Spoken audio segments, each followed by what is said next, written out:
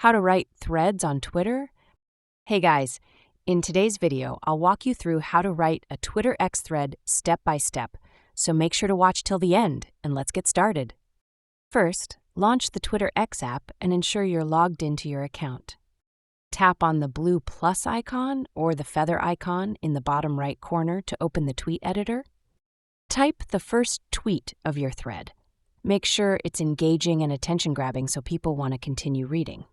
Instead of posting immediately, tap the plus button at the bottom. This allows you to add multiple tweets to your thread.